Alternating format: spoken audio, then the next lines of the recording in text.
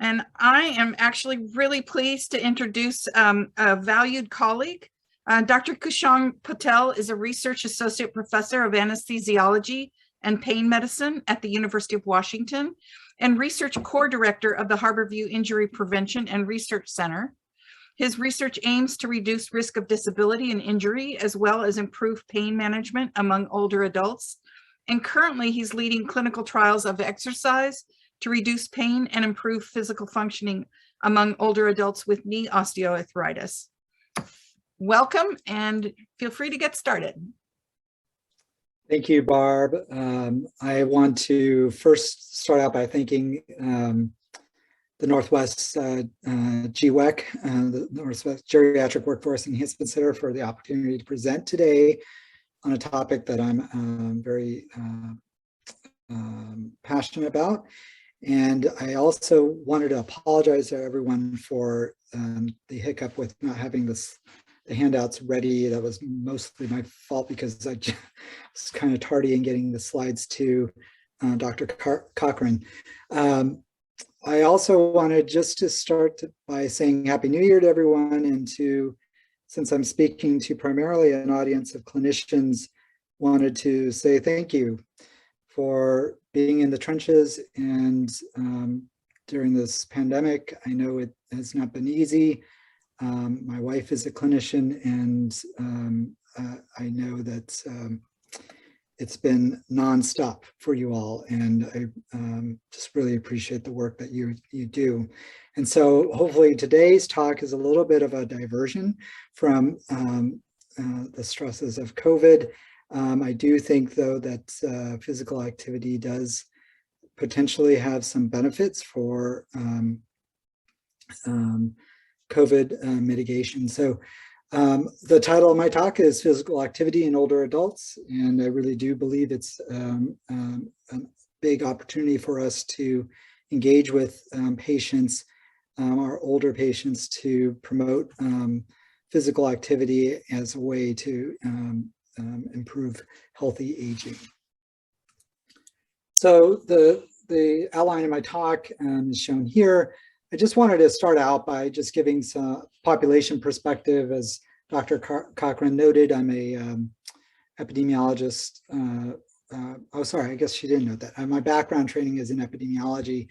And so I do like to zoom out a little bit and take a population perspective. And so I just want to go over some concepts that I think are relevant for geriatric practice, and then go into physical activity, provide overview of the definitions, current guidelines, and evidence to support those guidelines. And then I'll describe some exercise interventions and resources that I hope will be helpful for you all who are practicing in primary care or in other settings. So I think this slide here probably comes as no surprise to most people on this call. The number of older adults is increasing, and what I wanted to highlight here is that, as you can see, this yellow shade at the bottom. Dr. Cochran, can you see my cursor as I move it around? We can see your cursor. You can see that. I don't know if okay. it gets recorded, but we can see it right now. Okay, great. So this, just wanted to highlight here that this is people who are 0 to 17 children, and you could very clearly see over time that it's been roughly stable over the last several decades. In contrast, we see in orange here, people are 65 to 84, a rapid growth in the number of people 65 and 84 years old, as well as those who are 85 years and older. And so in 2020, it's roughly estimated that 56 million older adults live in the United States. I should just point out that I tried to obtain 2020 decennial census data, to give you the exact number, but those data are still not released, and the census has not published age breakdown of our population from the last census, but hopefully they'll be coming out this year in 2022. But it's estimated, and it's probably not far off, that there are approximately 56 million older adults in the United States in 2020. And that is projected to increase over the next 40 years to approximately 95 million. What's, I think, also important to note here is that there's rapid growth, although a small segment of our population are people who are 85 and older. They are the most rapidly growing segment of our population. I believe around 6.7 million people are currently 85 and older, and that's projected to triple to a little under 20 million people in the year 2060. So rapid growth of the older adult population, while stable growth of the younger adult of children, and someday at some point we will have more older adults than young people in the United States. And what's driving this, I thought would be fun to just take a quick look at. What's driving this is largely the baby boomer generation that was born between 1946 and 1964. And so here, this is, I just want to draw your attention to this upper chart here, which is showing the distribution of the population by 5-year age groups in 1980, men or males on the left, females on the right. And in 1980, the baby boom generation was 15 to 34 years of age. And you can see this bulge right here on both sides. And then the fertility rate dropped off. So it was approximately 3.5, the fertility rate among women during the baby boom era, time period 46 to 1964. And then it declines to roughly 2.5 to 2.0. And oops, sorry about that. And here we are in 2020, and you see a very dramatic change in the population. These used to be called population pyramids, but so students of demography in the 80s referred to this as population pyramids, and we no longer really refer to them as periods because pyramids rather, because they don't reflect that shape. They are more rectangular. And here you could see, again, the baby boom generation is now, the first cohort started entering became 65 in 2011. And so here in 2020, they are 55 to 74 years of age. So you can see this little bit of bulge right here, and then the narrowing down. And then fast forwarding to 2060,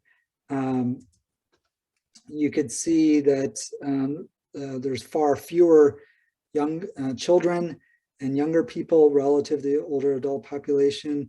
And what I just find remarkable is that among 85-year-old women, they will represent 3% of our population in 2060, which is larger than the 0 to 4 years of age little girls. So dramatic changes in the population structure of our country. What's driving this is primarily declines in fertility rates, which is now at replacement, actually below replacement. And we're seeing this not only here in the United States, but also in other high-income countries. Japan and Italy have been below replacement rate for many years now. And so what has sustained us is in the US, we've had immigration, and typically immigrants are younger and come to the country during their reproductive years. And so we have population growth, but in the past few years, we've seen a decline in immigration. And so that's contributing to some of our aging population here. And also decreases or improvements in life expectancy, which is reflected here. I'm sorry, I'm not sure what's going on. Here we go. What I wanted to show here is just our changes in death rates by leading causes of death. And the majority in the US, the major causes of death, the bulk of them are led by heart disease and cancer. And you could see dramatic decreases in heart disease as well as stroke or cerebrovascular disease over the past few decades. Also, we've seen in the last 20 years declines in cancer mortality. It's not as dramatic, but it's slow and steady. And then notice the leading cause of death of Alzheimer's disease has increased rapidly, and partially this is a reflection of coding of the, recording of this disease on death certificates, but certainly by when ICD-10 was introduced, recording of deaths from Alzheimer's disease was pretty reliable.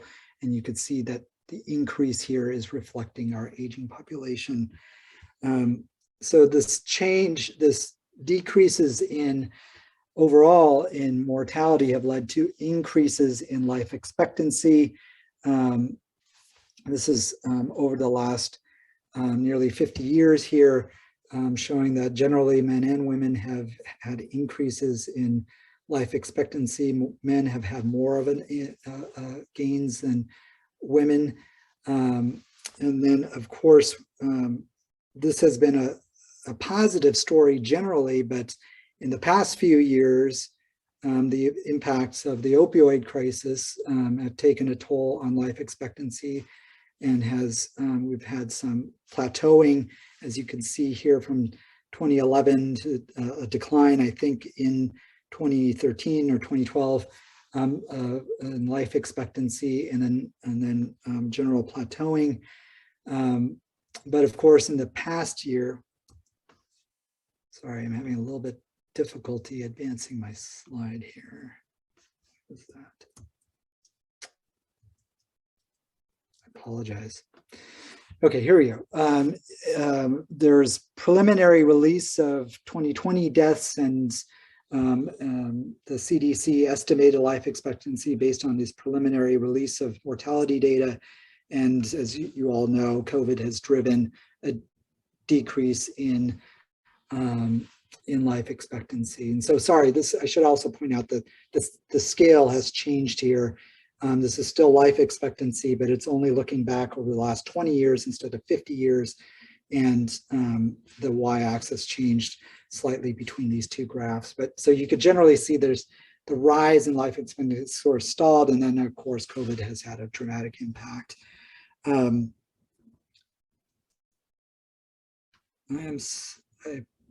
I guess it's just, sorry, I'm just going to share that there's a little lag when I hit advance. It's kind of a Zoom thing, so there is a bit of a lag, but okay, it moves eventually. Yeah, so I apologize, everybody, and I will be patient and wait for the slide to advance after I hit the button. So with all this in mind, that generally over the last 50 years we've had societies, the United States and other high-income countries, and now middle-income and low-income countries are experiencing population aging. I just wanted to share that that improvements in life expectancy should be celebrated, but also as geriatricians and gerontologists, we are of course really concerned about quality of life, and I want to understand, what that is life being extended, and how how are people functioning towards the latter years of their lives, and are we doing a better job of sort of compressing the amount of time we spend with disability. And so I just wanted to share this sort of provocative editorial that was written by, I think it was an editorial written by James Fries, who just passed away last month. He was a rheumatologist who, out of Stanford, who really focused on research on rheumatologic conditions like osteoarthritis and rheumatoid arthritis. But he wrote this, nonetheless, he had this theory, the compression of morbidity, and here are the tenets that he had proposed, which is that the number of very old persons will not increase because he viewed that there would be an upper limit to life expectancy. And we know across the world that that life expectancy up until recently has been broken every year. It's increased somewhere in the world. And so we know that number one was debunked. But what was really provocative here is, or motivating here, was that the average period of diminished vigor will decrease. And so the idea here is that the amount of time we spend with disability, the inability to take care of ourselves, would decrease over time rather than increase. So he's proposing that we would be living more of our lives in an active state and able to care for our own selves and live independently. And then he also proposed that chronic disease would occupy a smaller proportion of our lifespan, which we know is certainly not the case with obesity and the prevalence of diabetes and other cardiovascular conditions being diagnosed earlier in life. And then finally, the fourth is that medical care, the need for medical care in later life will decrease, and that is also so 3 out of the 4 are not really well supported. But the second point is what really captivated many gerontologists at the time. And although I was not a student at the time, when I entered grad school, I read this editorial and found this second point about the diminished vigor would be decreased as being something provocative and something that we should monitor as a country. And in fact, that's what we have done, or the CDC does on a regular basis. And so I just want to share with you some different scenarios that Dr. Fries had proposed, and that is, he was mainly focused, again, I'm sorry for not having, I was nervous about using animation, so I hope you could see my cursor here, but you could see here that under different scenarios, he really felt like there would not be a change in total life expectancy, and that you would see that with compression of morbidity, you would see that over time, there would be a greater period of time spent, years of life free of disability, and what is called, demographers and epidemiologists call active life expectancy. And so you would have increased amount of time living independently and decreased amount of time spent in years disabled, which is shown in red. And so let's take a look at a couple studies that weigh in on this. These are data from Medicare beneficiaries survey, which is a cohort study in which they they survey Medicare beneficiaries and follow them over time and assess disability. And oh, sorry, I apologize. The previous slide showed the theoretical scenario. Here's what the reality was, showing that we in fact do see an increase in life expectancy, but but what remains unclear is, yes, we can have an increase in life expectancy, but the number of years spent in a disabled state will be the same. So here, roughly, I'm not sure, maybe we'll just say 7 years spent in life in a disabled state in 1990. Here in 2040, although we increase life expectancy, we still experience the same amount of time in this disabled state. So that's the stable population scenario, the compression of morbidity, of course, is you have increase in life expectancy and then a decrease in the amount of time spent years disabled. And then the expansion of morbidity, which is the worst case scenario, where you have an increase in life expectancy and you experience a long period of time spent disabled, a longer period of time spent disabled. And so here we go. So here's a data from the Medicare current beneficiary study. These are a little old, but showing a 20-year, looking at evaluating, sorry, a 10-year change in active life expectancy. And so here you could see this, women are the first two bars. First row is showing, the first bar is showing 1992, and then the second is 2002.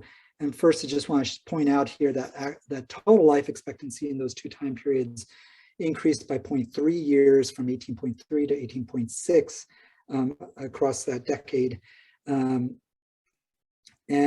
What you see is that there, in 1992, women could expect to live 9.1 years with some form of disability, whereas in 2002, that shrinks down to 8.7 years. And then with men, you can see here clearly there's life expectancy is lower in men than women. And then two, you could see that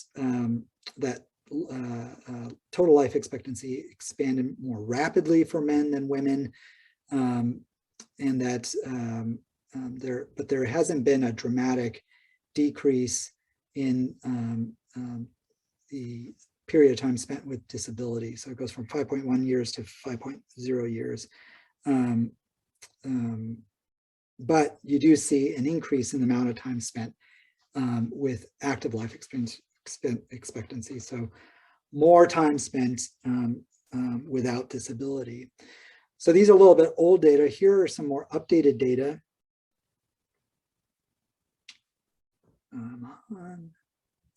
Oops, sorry. Okay, here we go. So this is a little bit different format. So I will orient you. Just let's start with men on the left here. This is comparing, looking over a 30-year period almost, or 29-year period from 1982 to 2011. And this is life expectancy or expected number of years lived without disability. Oops, sorry about that. At age 65 here. So I just want to draw your attention to this first bar. And so here in 1982, men age 65 can expect to live approximately 14 and a half years. And that 78% of that 14 and a half years would be spent without disability. And you can see the gray shade and the black shade represents moderate time spent in moderate disability. And the black shade represents time spent in severe disability. Now, if you go over to 2011 over here, and again in men who are 65, you see that one, life expectancy has increased pretty dramatically. It's around 19, or yeah, a little less than 19 years, going from 14 and a half years to 19 years. And then also importantly, that 81% of that time period is now spent in a non-disabled state. So, and what's quite nice is you could see over that almost 3-decade period that men at age 65 can expect to the total lifespan, to the total life expectancy is the amount of time in 1982 is now the amount of time that men can expect to live without disability. So which is definitely indicating that we are starting to see some improvements in health span, improvements in active life expectancy.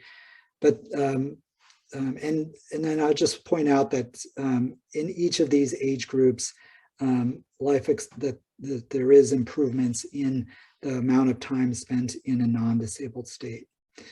In contrast, unfortunately, in women, although there have been some gains in life expectancy, they haven't had dramatic improvements. And in fact, among women who are 65 in 1982, 70% of their time could be anticipated to be living without disability, which is the same amount of time in 2011.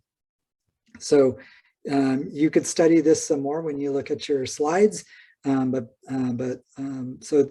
this is an area of concern for many of us that certainly we want to improve active life expectancy across the population as a whole, but this stagnation and the lack of improvement in women is of concern. So what can we do about it? And so that's the next question. What can we do about it? And one modifiable factor is physical activity. And so I just wanted to, I was just pleased to see this some years ago. I know the reference here is old, but I still think it, and no subsequent study has published on this, presenting data looking at active life expectancy according to physical activity levels, but so that's why I'm presenting this study.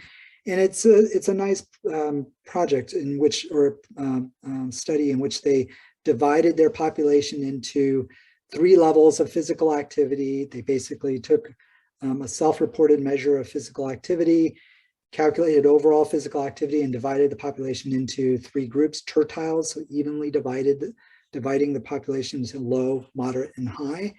And as you can see, people who one is with increasing among men are on the left, with higher levels of physical activity, you see an increase in life expectancy. These are people, or sorry, this study was done in older men and women who are age 50 and older. You can see that total life expectancy increases with physical activity, higher levels of physical activity, but you could also see quite dramatically that the amount of time spent with disability, which is this lighter gray shade, goes from low to moderate, goes from 3.1 years to 1.9 years. So physical activity is suggesting in men that there is a compression of morbidity, if you will, or compression of the time spent in disabled. And you can also see this quite dramatically in women, that going from 7.2 years to 4.4 years. There's not much of a gain in terms of compression of life spent with disability, going from moderate to high. Again, this is just one study, but it's suggesting that we can improve active life expectancy through physical activity.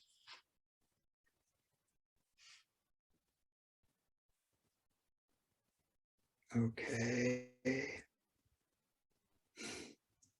Darn it. Here we go. So yeah, it looks advanced too much. So what do we mean by physical activity? So physical activity is classically defined as any bodily movement performed by skeletal muscles that expends energy. And how does this differ from exercise? And the key is the second bullet, that exercise is a form of physical activity, but it's the primary purpose of engaging in exercise is to improve or maintain physical fitness or performance. So physical activity is the more umbrella term, capturing both leisure time exercise and transportation related physical activity. We'll be talking about different forms of physical activity, but exercise is a subset, and it's really focusing on the intention of seeking to improve one's health or physical performance.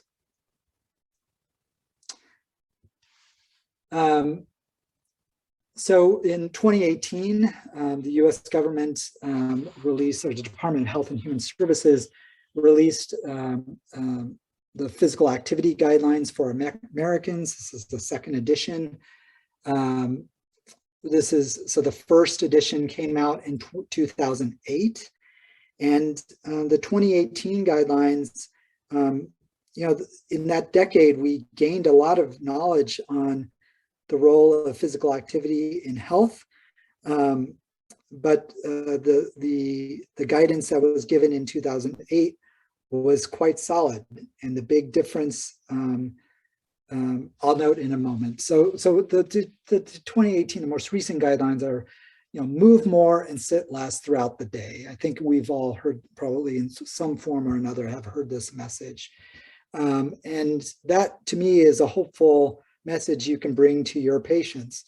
And that, it's not necessarily about getting out there and doing marathons. And we'll cover this some more. The second major point here is that the recommendation is that all adults should do at least 150 minutes a week of moderate intensity aerobic physical activity, or 75 minutes of vigorous intensity aerobic physical activity. We'll talk about definitions of moderate and vigorous in a moment. Also, so bullet number 2, accruing at least 150 minutes of moderate to vigorous physical activity. The third point is to do at least 2 days a week of muscle strengthening activities. So, push-ups, yoga, other forms of muscle strengthening are an important component. It's not just about aerobic exercise. And so what's different about this set of guidelines is that previously it was thought that you would need to engage in at least 10 minutes of physical activity in order for that period of time to accrue benefit physiologically. And we now, over the last 10 years or so, have gained an appreciation that really any movement at any time of the day confers benefit.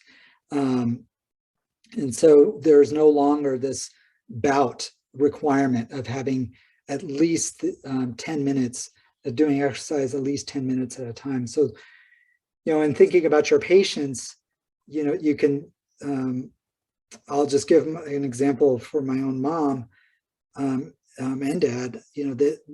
I have them do, when a commercial comes on, every now and then do a few chair rises, get in and out of your chair a few times, and that counts as physical activity. So we'll talk about more about that later. But so the big key change from 2008 to 2018 is there's no longer a 10-minute requirement.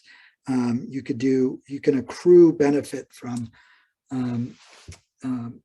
physical activity at whether it's 1 minute or 10 minutes or a half hour. Just waiting for the slide to advance here.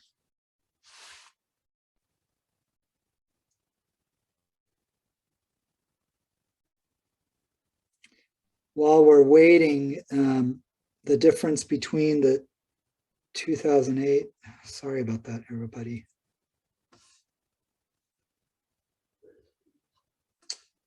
Okay.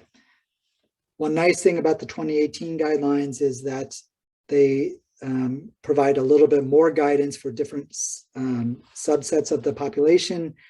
And here there is a group that really focused on older adults. And in fact, I should say that there's plans for a more detailed physical activity guidelines for older adults in general. But here in 2018, they did add this, that older adults should participate in multi-component physical activity that includes balance training. So in addition to aerobic and muscle strengthening activities, that there should be some form of balance training, and for obvious reasons, for falls prevention purposes. Dr. Patel, I was thinking, I'm not sure how you're advancing your slides, but one of the things you might try, if it speeds it up, is to float your cursor over the lower left-hand corner and click on the arrow. Okay, I'll do that. I apologize. I don't know if that will work better or not, but you might try it. Okay, thanks a lot. And Dr. Cochran, you're welcome to, people have questions, I'm happy to answer along the way. Okay, I did press that arrow button. It didn't work, sorry. I hope it's not because of my internet connection. But, Well, I think your internet connection is fine, so I'm Yeah. not really sure what the issue is. I'm so sorry. Because everything else is happening just fine. So we got a hint of what the next slide was, which is, it's a graph showing the percentage of Americans that meet the physical activity guidelines over the past, I'm going to try again. Yeah. Here we go. Okay.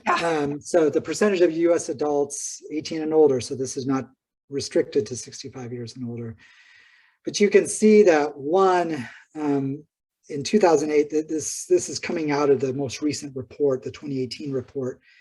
And so they really wanted to see if, after releasing the 2008 guidelines, has there been an improvement in adherence, if you will, to the recommendations that were published. And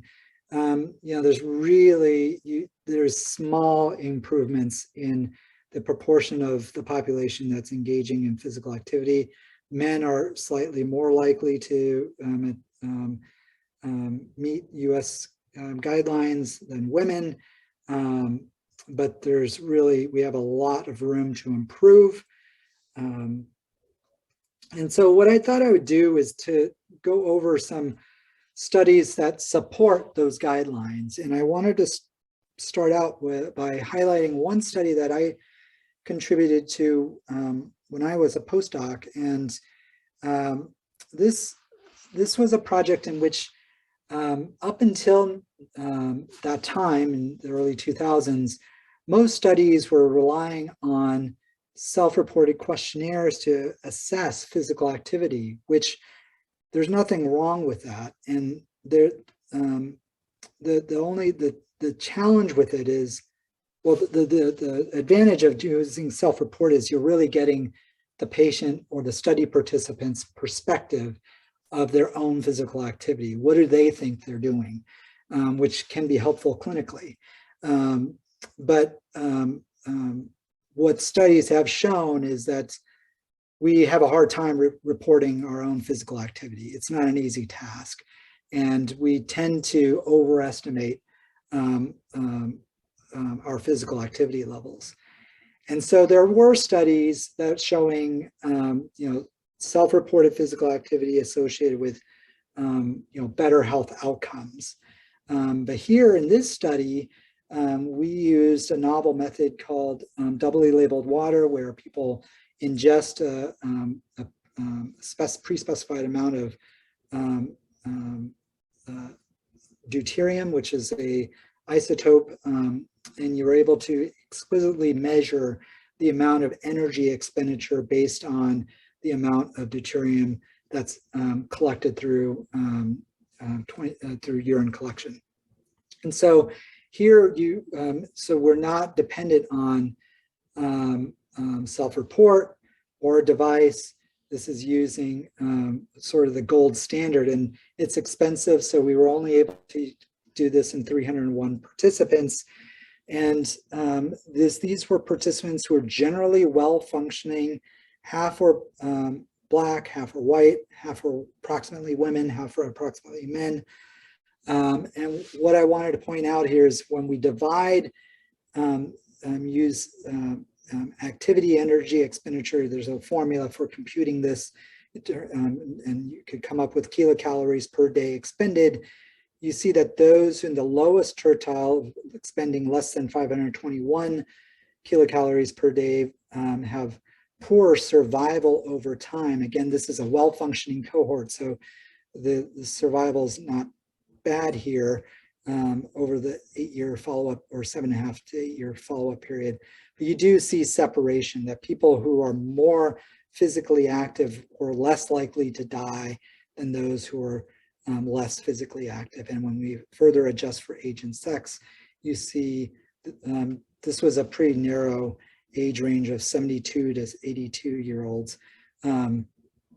You see even more separation. And the reason why I point this out is that in this project, we also included self-reported physical activity. And asked people about their walking activity, their exercise activities. And what we found is that there was really no association between energy expenditure measured by doubly labeled water versus self-reported exercise. But when people self-reported their the amount of time they spent climbing stairs, the amount of time that if they were working, the amount of time they worked for pay, that was associated with higher energy levels. So suggesting that it's not necessarily exercise that drives overall energy expenditure in older adults. And I'll come back to that in a little bit. Actually, we'll talk about it right now. And so this what I wanted to point out here is just that activity energy expenditure is a continuum, and so the physical activity guidelines focus on moderate to vigorous physical activity, and that's shown in these two columns on the right here. And so what that translates, what defines moderate to vigorous physical activity is engaging in activities that expend metabolic equivalents of 3 or more. So a metabolic equivalent is of 1.0 is your energy expenditure at rest. And so the moderate intensity physical activity is 3 times that amount. Moderate is 3 to 6, 3 to 6 METs, which, to give you a sense of what that means, is walking roughly 2 to 4 miles per hour. Walking around your neighborhood. In contrast, vigorous physical activity is a metabolic equivalent of 6 or more. And so that's where you're walking more briskly, more rapidly. So this is, I think, walking at greater than 4 miles per hour, a little bit more than that, I think. And so here are some more examples of running, certainly swimming, bicycling, carrying weight or heavy loads of groceries, or climbing stairs. Those are more vigorous, versus moderate is bicycling for transportation, so leisurely cycling or walking around Green Lake or your neighborhood. Or sorry, this I made a reference to Seattle, and I forgot that this is that the audience is from all over the Northwest, so I apologize for that. But this is more leisurely activities. And then what I really want to, so in thinking just for a moment, 150 minutes per week is in moderate to vigorous physical activity. That's roughly 1 to 2% of your time in total. And so, and then you roughly assume that a third of your time is spent sleeping if you're getting 8 hours of rest per night. So there's a lot of other time spent during the day in other levels of activity. And most studies have really focused, especially prior to 2008, most work was really focused on moderate to vigorous physical activity. In the last decade, we're starting to see, we're gaining a greater appreciation for sedentary behavior as well as light physical activity. So just take a moment here to define both of those. So light physical activity, shown here in this second to the left column, is activities that result in metabolic equivalents of 1.5 to 2.9. This is where you have slow walking, so less than 2 miles per hour, and you could be potentially doing some sitting tasks or standing. Currently, I'm standing, engaging the long muscles in my legs, so that leads to some extra energy expenditure versus just sitting. And so so that's light physical activity. This is really what you can think about as your activities of daily living, puttering around in the household, doing dishes, doing the laundry. I think, you know, vacuuming potentially could be in the moderate range. But so light intensity, we do spend a lot of time doing light intensity physical activity. And then, of course, for many Americans, there's a lot of time spent sedentary, which is defined as metabolic equivalence of between 1 and 1.5. And so that is literally sitting, being, I guess, stationary, standing. I am moving around a little bit here, but stationary, standing, lying down, sitting, watching television is a classic example of sedentary behavior, as well as working on a computer at a desk. And so there's quite a bit of time, as you'll see shortly, that we spend in sedentary state. So, so those are the, I just wanted to point out, so 4 major categories or intensities, levels of physical activity.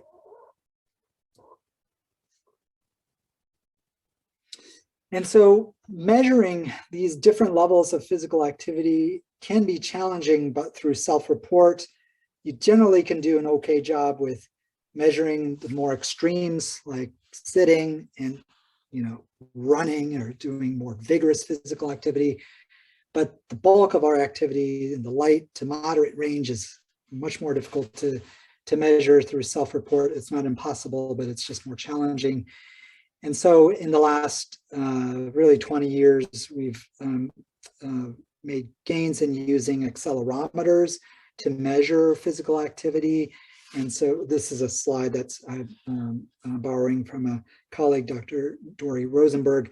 And so we are increasingly using devices. I use this one shown here called ActivePal in my studies. It's a small device. It's less, it's like 3/4 of an inch tall. It's like 1/4 or 2/4 inch thick. And you wear it on your thigh. You use a piece of Tegaderm and you apply it to, excuse me, the study participant's thigh. I've worn them several times, and you know, you'll notice it for a few minutes, but then you really do forget about it. And that's it. So you have very high compliance with wearing this. And so we typically ask participants to wear this device for at least a week, trying to get all days of the week because patterns change from weekdays to weekends. They're now available with longer battery lives. And so,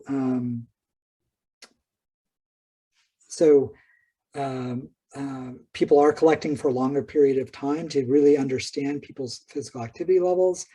And then there's also these waist mounted or accelerometers. Actigraph is a popular one. And of course, there's many devices. You know, I'm wearing a Fitbit here. Prices have come down quite a bit. Mine's not very fancy, but it gives me, you know, step counts, some indication of my sleep pattern. And then of course, our cell phones have accelerometers on them, and they do a pretty good job of capturing at least step counts. And so these devices can help us understand, you know, the continuum of energy expenditure. And so I just want to highlight here an example of some output that you can get from the ActivePal device. And this is not, you know, it's not really meant for, I just want to highlight how certain patterns that we can get out of these devices. And so the way to read this is, so the first column here represents Monday. And if we start here at the bottom at 12 a.m., so the person's clearly asleep, and this woman who's 75 years old wakes up at approximately 7:30 and then has a little bit of activity. So she stands up, has a steps out, has a few steps, but then she you know, sits back down generally, you can see through the course of the day, most of her time is spent sitting, and she goes to bed around 11:30 or something like that. So you could just see across time, there's generally pretty limited breaks in sedentary time. So this person's fairly sedentary. There, on the weekends, she has a little bit more activity, but not much stepping activity or long periods of standing. In contrast, here's another 75-year-old woman, and you can see very clearly that this person is very physically active with many breaks in her sedentary time and very many long periods of walking. And so these devices helped us to capture these types of patterns in physical activity.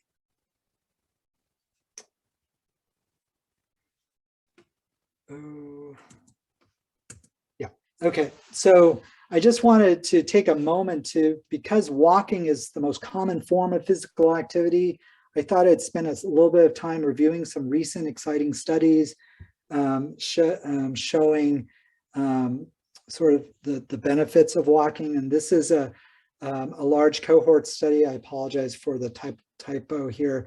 This is a cohort study of women who I believe were 72 and older.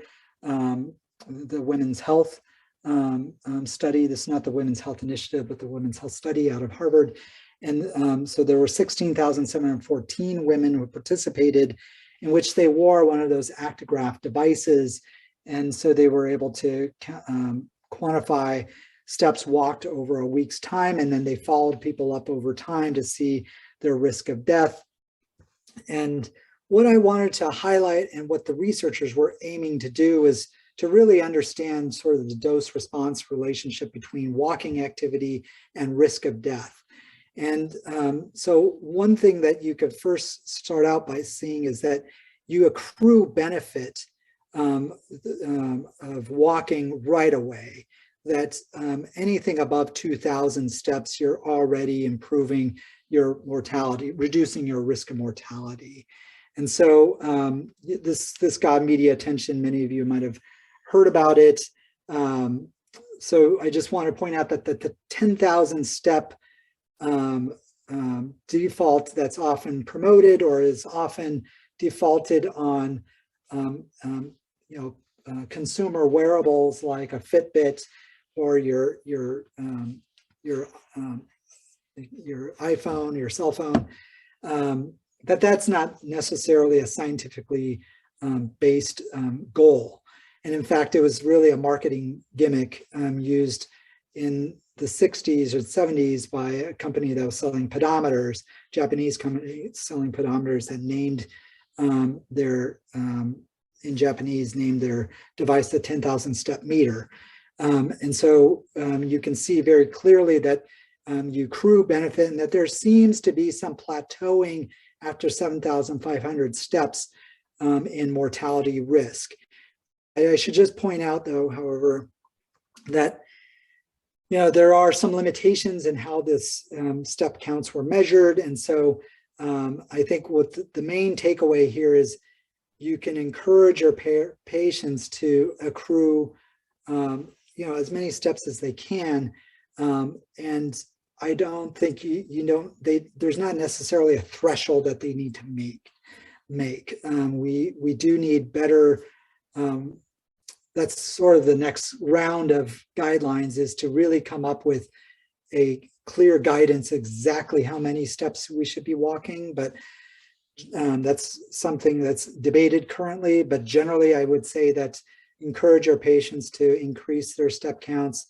And and from my own experience in studies that I do, that if your patients are engaging in physical activity and they're getting 4,000 steps per day, and they were at 3,000, that 1,000 step increase is quite a bit. And so if over time they're no longer really able to squeeze in more steps, then that's okay. Then I would just go with that, and that will confer benefit. I work with people with knee osteoarthritis, and so step counts are much more lower. They're much lower in that population. Okay, moving along here, I wanted to also point out that here's a second study using a different population. This is just adults, US adults. This is a nationally representative study using data from the NHANES, and again showing that in the general US adult population that increasing number of steps is associated with decreased mortality risk. Again, you don't see this, there's not sort of threshold effect. You do see this accumulation of benefit. There seems to be some plateauing after 10,000 steps per day. And this is just to show that this study group, these investigators also looked at cardiovascular disease deaths and deaths from cancer. Again, higher step counts associated with lower risk of these causes of death. And I wanted to also highlight that this study from the NHANES of US adults and nationally represented studies showed benefit in men and women, as well as they were able to stratify by age, and you do see that there is benefit for older adults and middle-aged adults and even 40 to 49-year-olds. There's some benefit for increasing for a higher step count. Oh.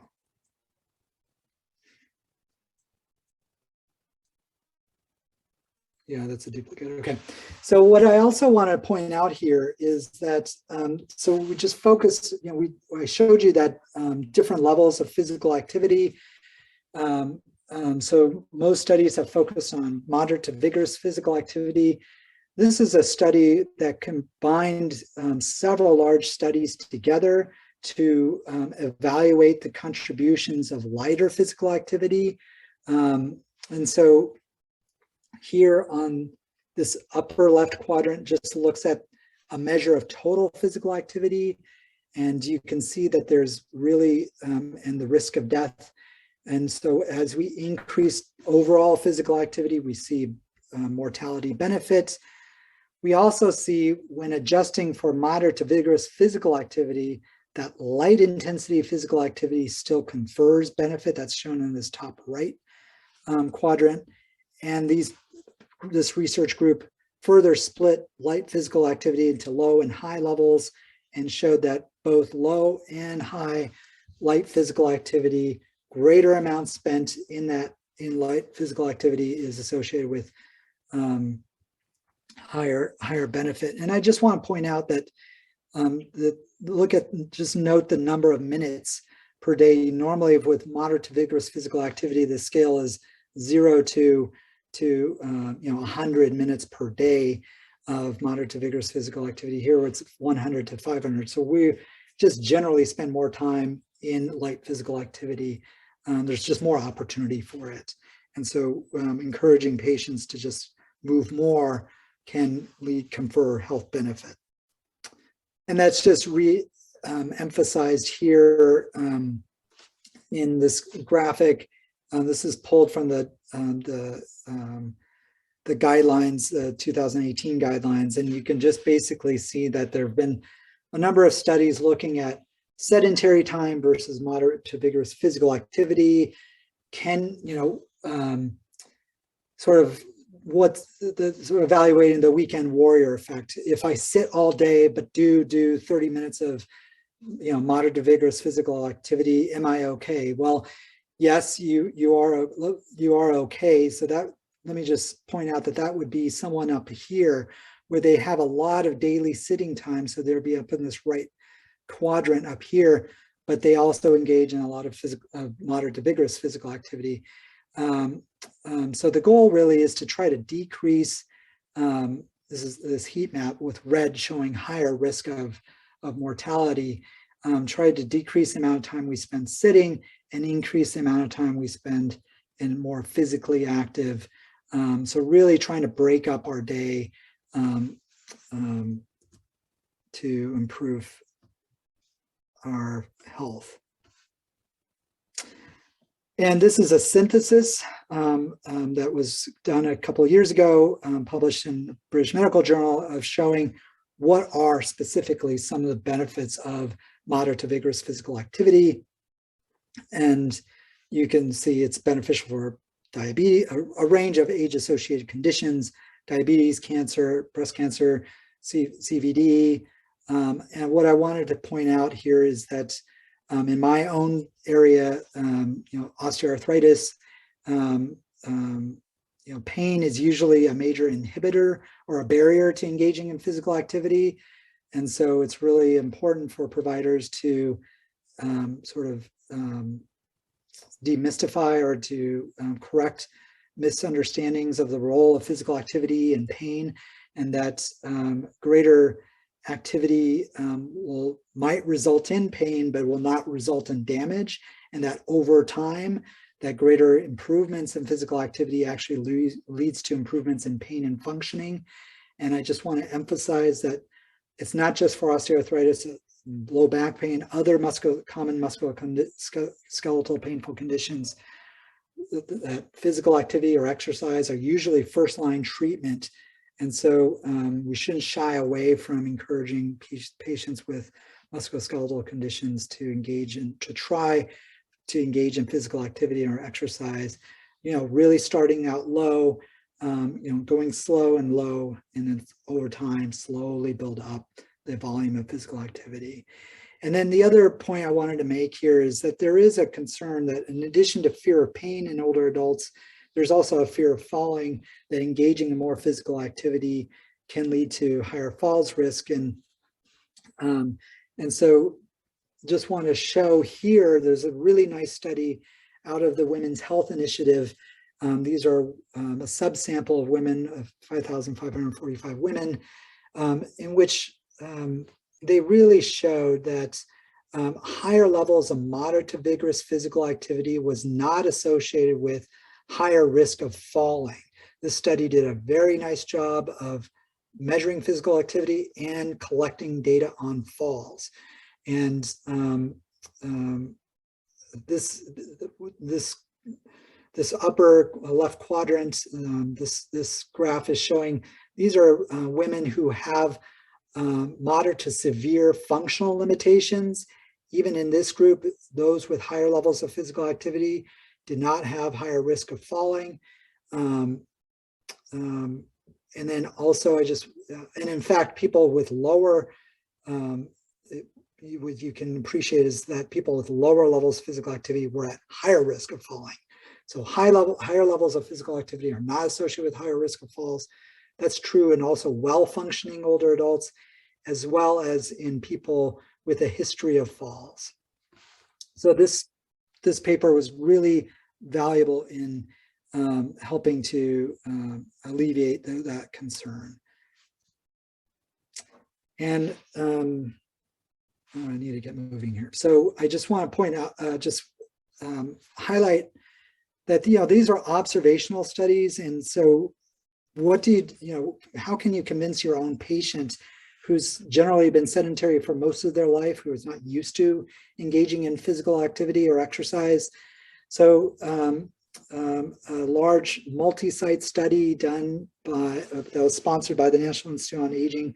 It's called the Lifestyle Interventions and Independence for Elders trial. This is a large randomized controlled trial of taking people who were had moderate functional limitations, who are at risk of major disability, and who were sedentary, and enrolling them in an exercise program for at least 2 years of mainly walking and some strength training to see if that would reduce the risk of mobility disability. And so I'm just going to quickly review why we focus on mobility disability. I guess I'm running out of time here. I'll be quick.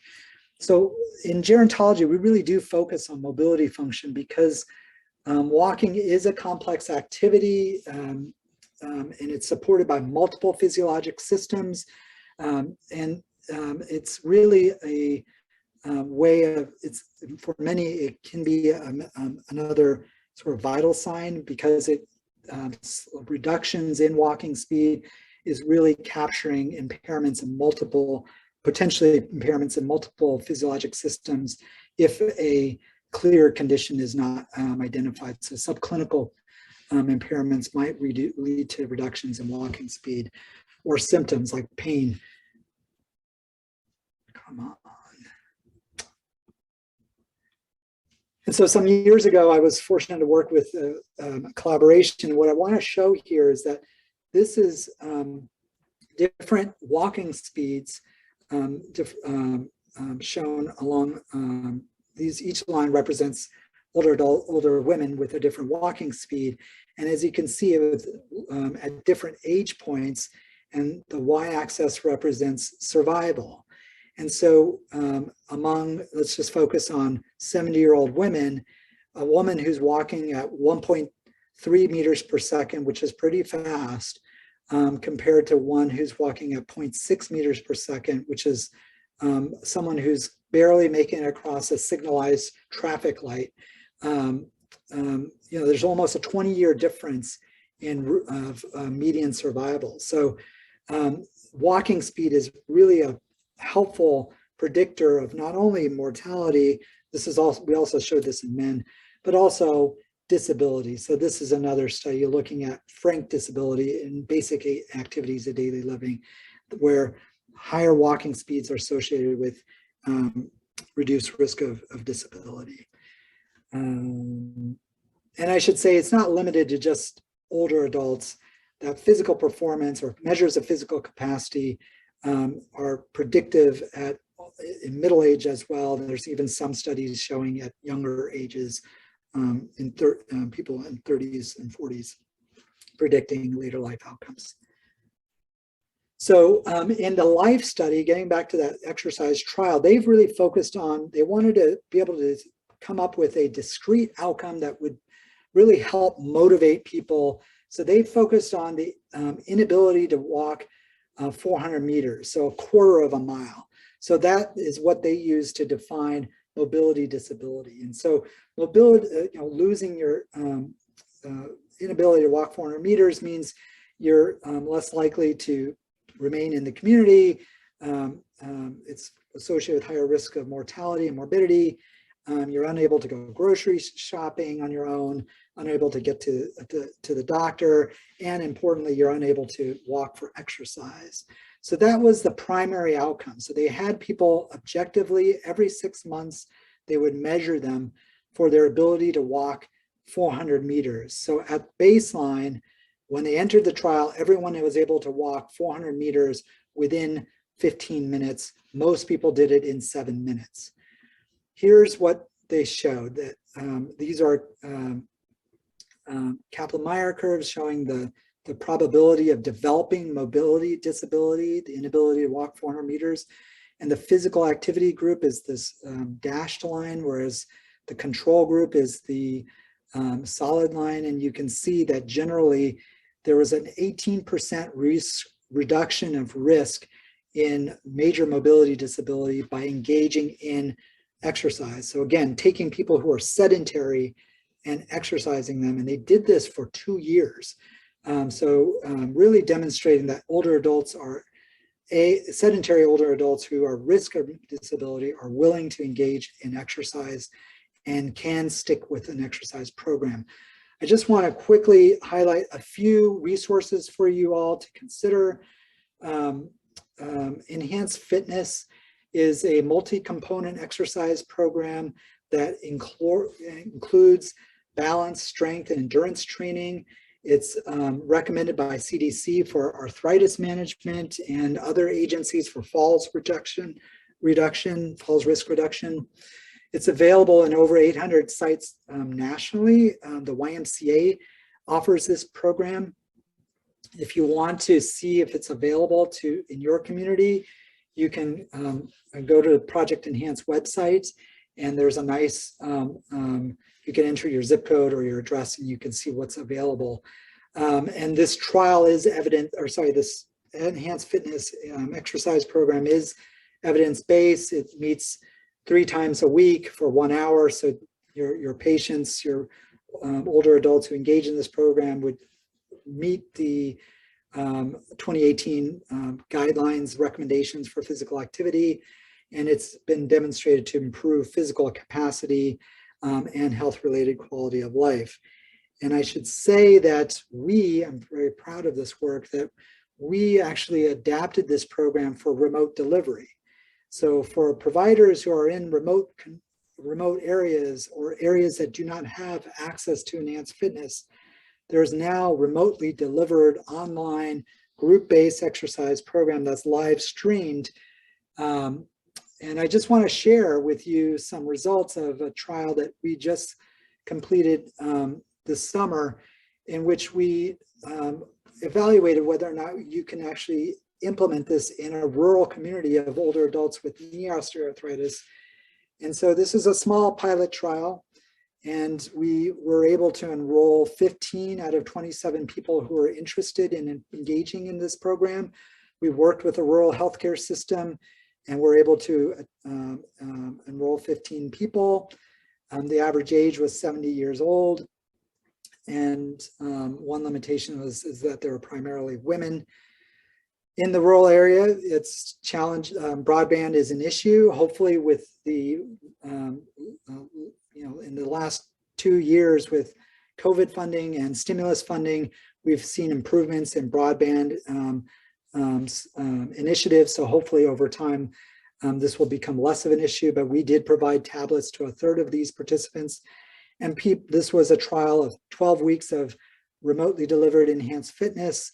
13 out of the 15 people completed the trial. Oops. And what I really want to point out is, with the remote delivery, the attendance rate was 91%, which is really high for any exercise program. And I'll say that we are also doing the same remotely delivered program in Seattle. So an urban population, so it's different. And we see the same attendance rate and much larger sample size of 130 people so far, 130 older adults with knee osteoarthritis. And we have, again, attendance rates that are very high. And preliminary results indicate that this leads to clinically meaningful improvements in pain and function and physical capacity as measured by a timed up and go test, which is a really strong predictor of falls risk. So we see improvements in physical capacity and symptoms of pain. And then there were no serious adverse events in this one trial. And I should say that the same is true for this trial in Seattle. And participants were very satisfied. So I'm just gonna have a little plug in here. If you have patients who you think might be interested in participating in enhanced fitness, or you would like to receive more information about our ongoing studies involving enhanced fitness, we're doing a trial that's statewide in Washington State, as well as a trial here in Seattle and King County. Please use this QR code, scan it, and you just enter your contact information, and we'll get in touch with you and can provide you more information about how you can refer your patients to our ongoing studies. Another important resource is the Go for Life program. I am a little concerned. I went to the website and it's down for some reason, but this web link is available. And on this web link, you'll find, at this website, you'll find the Go for Life program was developed by the National Institute on Aging. And they have these wonderful exercise videos that your patients can use to guide themselves on what I should do. They can get a book for free from this website that goes very clearly through exercises that remit functional benefits. And then there are tip sheets and motivational planning tools available. It's a really great website. My parents use Go for Life, and it's really helpful. And I wanted to highlight here that really there's evidence that primary care counseling, so counseling in clinical settings, does lead to improvements in physical activities. It's not dramatic changes, but it does lead to behavior. It can lead to behavior change. And there's a lot of movement in healthcare to encourage providers to counsel their patients around physical activity. We are doing a small pilot trial of having providers in rural settings prescribe exercise to older adults with knee osteoarthritis. And what we're using is an exercise prescription form that you can find here on the exercisesmedicine.org website, using that prescription form to guide the discussion.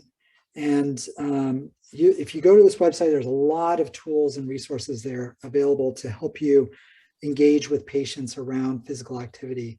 Really just asking them about it will help trigger a conversation. And again, it's just shifting the distribution. They don't have to go out all of a sudden, walk 30 minutes a day. It can be as little as, doing some sit to stand chair rises a few times, using canned vegetables to do some arm curls. And I just leave you with this, that the global perspective, that this really nice study done by a collaborative group showing that really if we can reduce physical inactivity, we can make big changes in life expectancy, not only in the United States, but across the world. So I apologize for going a little bit over. Oops, and I'll stop here. Great. Thank you so much. This has just been a tremendous addition to our group of presentations that's so evidence-based, which is always very important these days. I do already have some questions, and I'm going to try to start in order. Back towards the beginning, when you were talking about some of the epidemiological data, Lisa was wondering, how do you quantify moderate versus severe disability? Yeah, that's a good question. So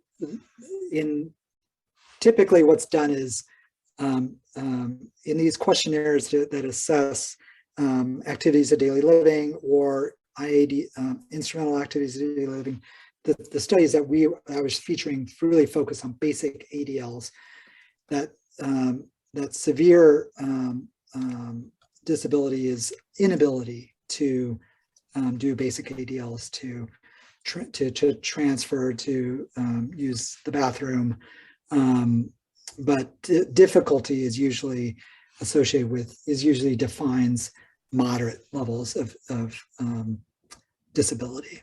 So someone who reports, I can do it, but I have some difficulty doing it, that's what we would consider moderate disability. Great, thank you. Also, Kathleen said that she had noted you are an anesthesiologist and pain specialist of our aging patients. Many of them have low back pain. So can you discuss a bit the normal aging of the spine in terms of, just a minute here, the best practice in managing or minimizing lower back pain? Perhaps that might be a lot for this session, but if you might want to mention a couple of points, and then maybe we need to schedule something like that for a future presentation. Yeah, low back pain is a huge issue, and I do not focus on it. I have colleagues that do, and I'm happy to provide resources so if I'm forgetting who asked this question, but please feel free to email me and I will direct you to some resources around back pain. And but in terms of your question, what we know is that there's changes in body composition with advancing age, typically starting in the mid-70s, and that the back is not spared, that there's reductions in major muscle groups in the back, and this leads to pain. And the physical activity, even walking activity, can go a long way to stabilizing the back, the spinal column. And so I don't, again, I'm not a back pain specialist. I'm not a clinician. I'm a researcher, so I'm not that knowledgeable about low back pain itself. But I do know that there are plenty of studies showing engaging in moderate physical activity can go a long way to reducing low back pain. Okay, and then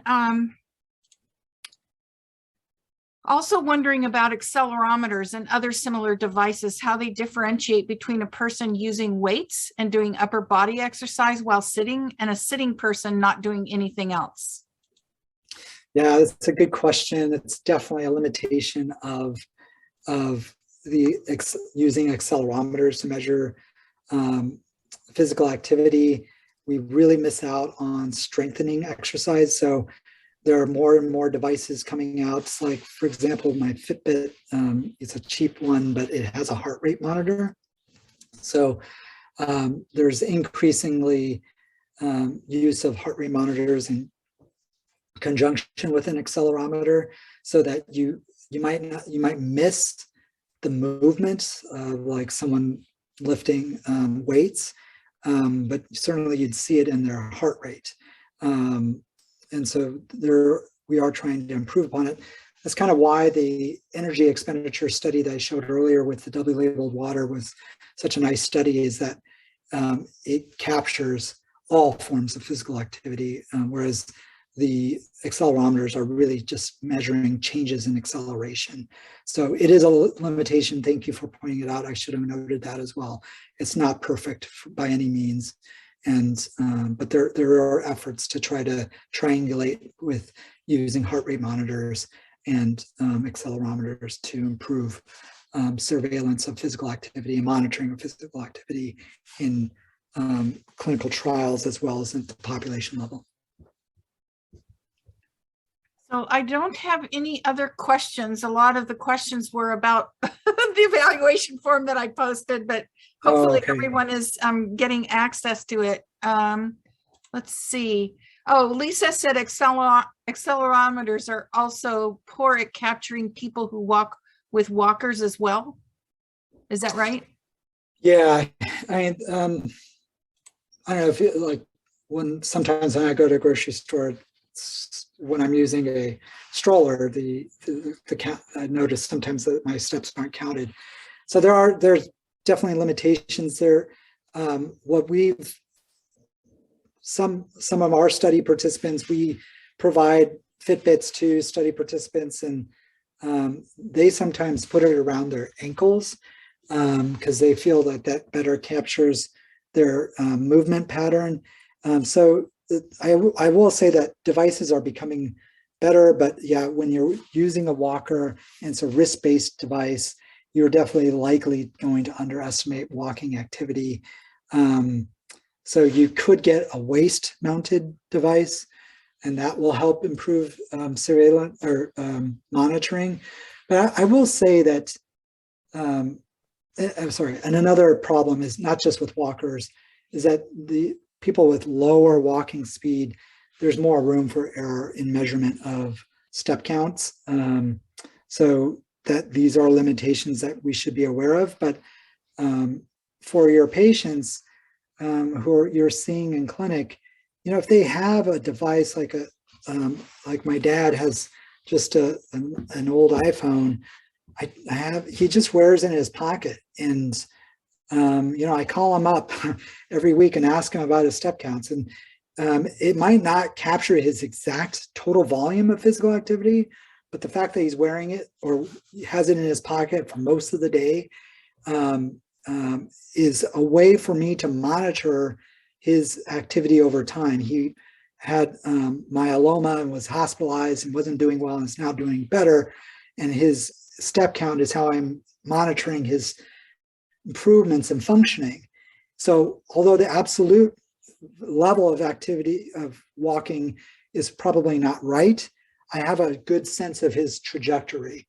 And I think that's one thing we share with our trial participants with these Fitbits, is that even though you might not get an exactly right step count, it's meant for you to self-monitor and set goals so that these things are reliable.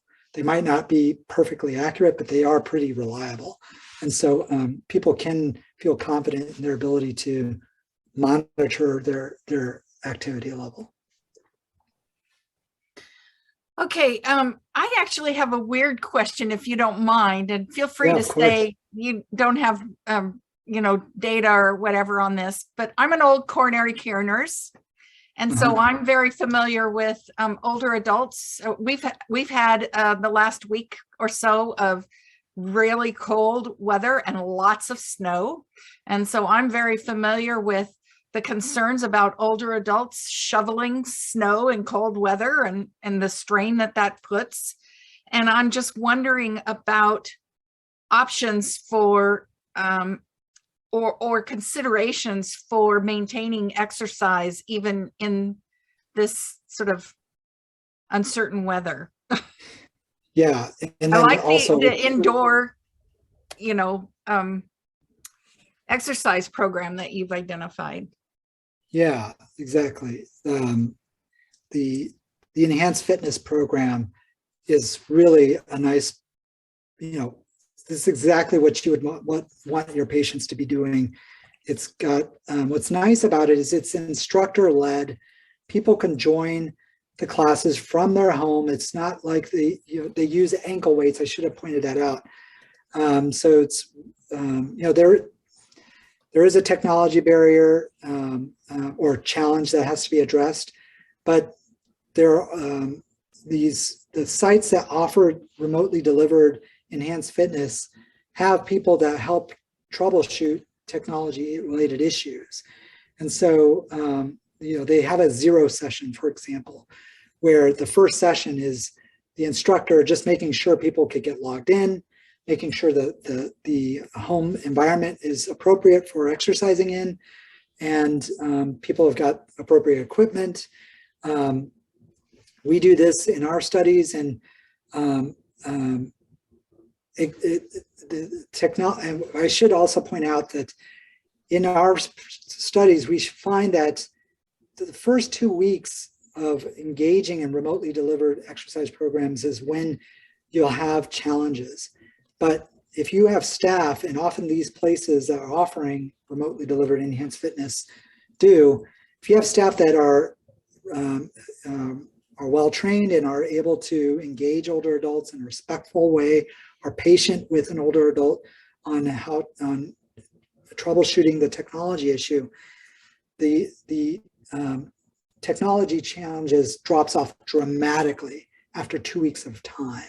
And so people are, once they get into a habit of engaging in it, they really are familiar. I mean, we've all learned how to Zoom so quickly. And so, I think older adults, especially if you're engaging them in primary care and they're voicing a desire to want to become more active, they'll push through this. It's a valued activity for them, and they want to do better, and they need guidance. And so, there are lots of, I don't want to, people can get value out of just going on YouTube and watching a pre-recorded session, or go on Facebook and watch a pre-recorded exercise session and do it from home. That's great. But for many older adults, that guidance is critical. And so in here, you have a live instructor. He or she is watching their participants in gallery mode. And so they can see if someone's having difficulty or is struggling with an exercise, or can, after class, comment on their form. And likewise, more often than not, it's the participants that after the end of class ask the instructor, my hip was hurting when we were doing the sit to stand exercises, or in asking, how can I modify the exercise? And the instructors are trained in this program and others. The enhanced fitness is not the only one, but it's one of the most widely disseminated ones, and it's evidence-based. They're trained on how to modify exercises to meet participants where they're at, to accommodate older adults with functional limitations. And so I just, encourage you to take a look at this program. And again, shameless plug here, but you can contact me if you're interested in referring any of your participants 2-hour Well, if study. you want to put that QR code up again, Sure. several people have asked for the QR code and it's not clear to me. I don't have a QR code for the evaluation form, but this is the QR code that you showed up and I can't paste anything into the chat box like that. But Lisa was actually asking if enhanced fitness is open to people with disabilities or only older adults. No, it's what's really nice is they accommodate people of multiple levels of functioning. There's a seated version of enhanced fitness. And so, yes, people who have, wheelchair bound older adults have less opportunity. There's some upper body work that can be done, but you're not going to be able to get, I guess there's some strength exercises that can be done with knee extensions, but it's just what we're finding with remote delivery is that we're reaching people who are more homebound, who have a lot more limitations. And so, yes, people who've got disability can engage in enhanced fitness, but there are some limitations to what can be done, but generally there's some work that can, the program works. I'm so sorry. My daughter is at the front door and I need to go let her in. I apologize. Is there? No, thanks so much. This has been great. You feel free to answer the door. I'm just going to mention that although we're not hearing a lot about enhanced fitness for disabled younger adults, there's a study going on that's just finishing up in our rehab medicine department with Ivan Moulton as PI. I've been peripherally involved with it, and they are studying enhanced fitness, actually enhanced wellness, which is a more comprehensive program that tends to also incorporate motivational interviewing about other aspects of wellness in addition to the fitness. And that is focusing on adults who are aging into disability, so multiple sclerosis and some spinal cord kinds of conditions. I don't know if it's specifically younger adults, but there is work going on to establish the evidence base for enhanced fitness and its corollary of enhanced wellness in disabled individuals. So thank you. This was just magnificent. Kushang, really appreciate it. Maybe if you have a question about Dr. Moulton's study, I just saw something come in the chat. Just email me. My email address is barbc@uw.edu, and I can see where the study is in its current configuration. But it's broader than just enhanced fitness, and the enhanced fitness study that Dr. Patel was talking about is really focused on older adults, and I think you're specifically looking at knee osteoarthritis, right? Yeah, that's right. But they can have other conditions too. But okay. Yeah, we focus on knee OA. Well, thank you so much, and everyone have a nice evening, and we'll see you next week, hopefully with fewer technical glitches. Sorry about that. Bye, everybody. Bye-bye.